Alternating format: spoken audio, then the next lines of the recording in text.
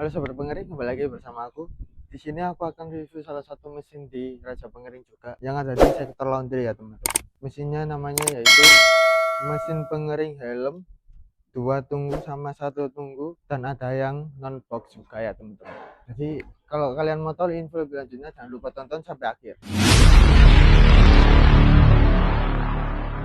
Jadi mesinnya udah di samping aku teman-teman. Yang kanan ini, yang ujung ini, dia mesin pengering helm buat nunggu no box ya teman-teman. Yang pertama-tama aku akan bahas itu di materialnya dulu teman-teman. Dia materialnya sudah memakai stainless steel ya teman-teman, yang pasti udah awet, kokoh, dan lama, dan anti karat. Dan untuk di depannya sini terdapat counter panel ya. Counter panelnya ini cuma tombol on off sama penambah kecepatan si kipasnya ya teman. Di sini sudah terdapat dua kipas ya teman-teman untuk mengeringkan helm kalian. Jadi ilustrasinya, helm kalian taruh di atas si mesin ini dan dinyalakan biar kipasnya ini dia nyala dan menyalurkan udara ke dalam helm ya teman-teman. Jadi seperti itu ilustrasinya dari penggunaan si pengering helm ini. Dan selanjutnya aku akan bahas pengering helm di sebelahnya juga ya teman-teman. Ini pengering helm satu tunggu pakai box teman. Jadi untuk kelebihan yang pakai box ini, dia udaranya lebih